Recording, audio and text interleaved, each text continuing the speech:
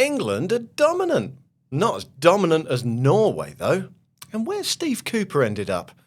Hi, I'm Iain Macintosh, and welcome to Route 1. It's football, fast, no faff, stories from around the world. Let's do it. Let's go Route 1.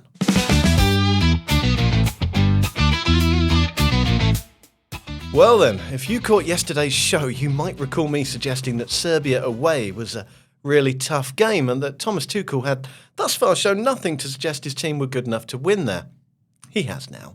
What was supposed to be the toughest game of the group was an absolute stroll, and Tuchel, who has been a bit prickly of late, he was positively beaming as his side put in their first performance of real substance to beat Serbia 5-0 in Belgrade. It had everything Tuchel and England supporters had been hoping for. Brilliantly worked goals, set-piece goals, a desire to keep trying to score goals even after loads of goals had already been scored.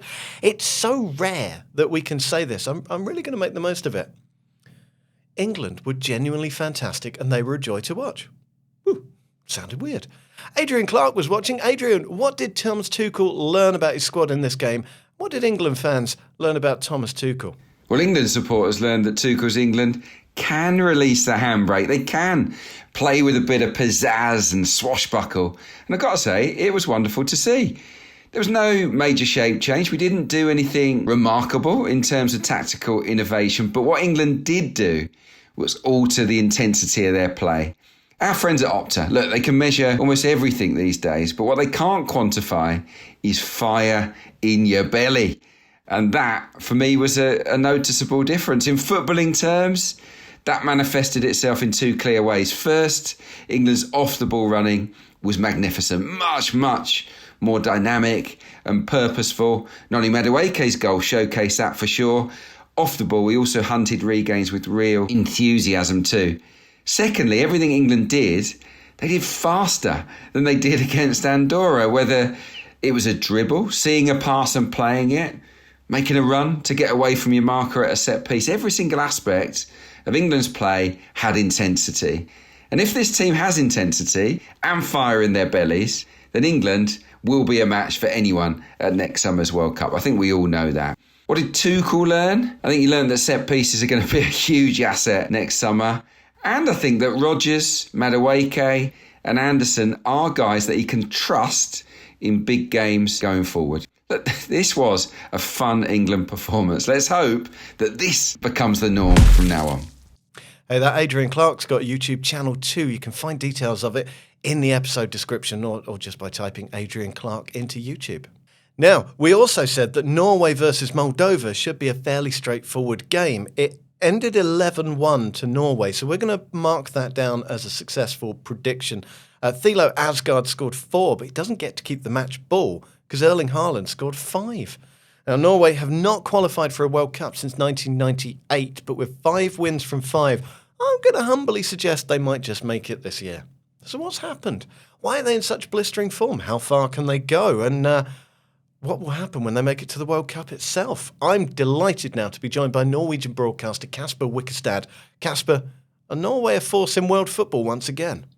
Absolutely. And yes, Norway is going to the World Cup. I think we can say that now we have maybe the strongest attacking force in the world. Erling Braut Haaland, he's scoring goals for fun, and behind him we have so much talent. It's a joy to watch. I was there yesterday and it really felt special. It felt like the start of a new era for Norwegian football. It all started with a 10-0 win against San Marino on the day 22 years ago. We ended up being number 2 on the FIFA ranking then, and we beat Brazil in the World Cup.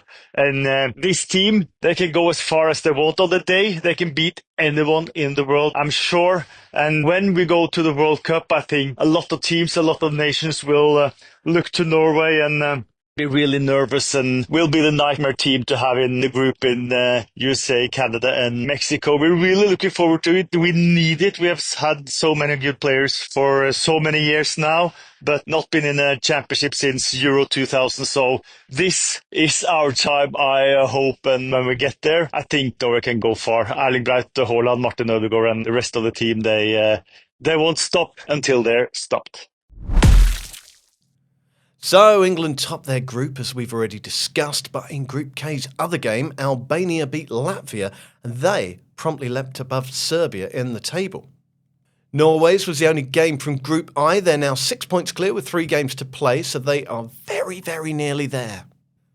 Group D saw managerless Azerbaijan draw 1-1 at home to Ukraine, while France beat Iceland 2-1, thanks to a Kylian Mbappe penalty and a Kylian Mbappe assist for Bradley Barcola.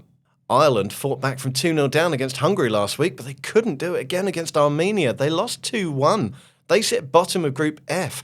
In the group's other game, Portugal saw off Hungary 3-2, with Bernardo Silva and João Cancelo scoring either side of Cristiano Ronaldo's 141st international goal. For context, that's 5 goals more than 2 Gerd Muller's.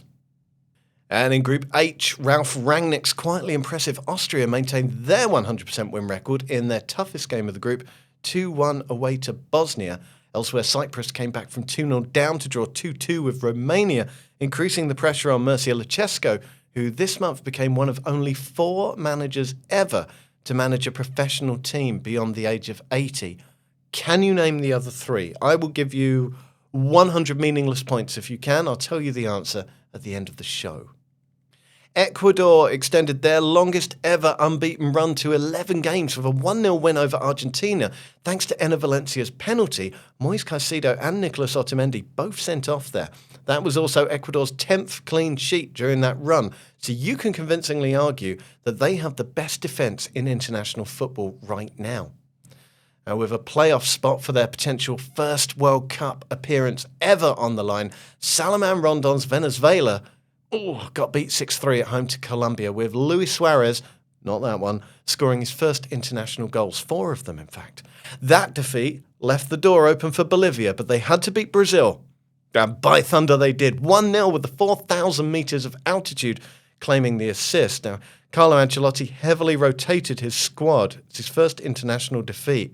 5th place and 28 points. That's Brazil's worst ever World Cup qualifying campaign. Carlo has work to do.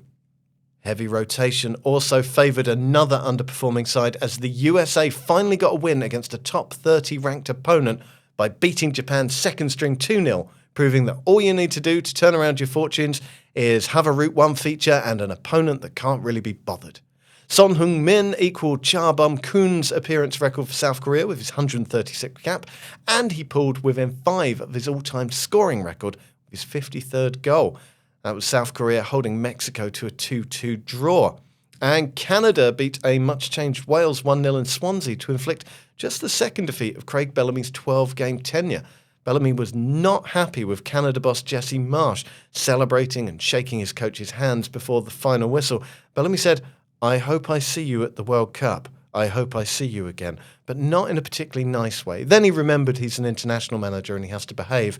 And he added, I have to also be gracious. I have to get used to that. So it's a good recovery by Bellamy there. And for anyone who's still craving Nottingham Forest adjacent news after the whole Nuno Big Ange thing yesterday, we can bring you news of Steve Cooper's next gig.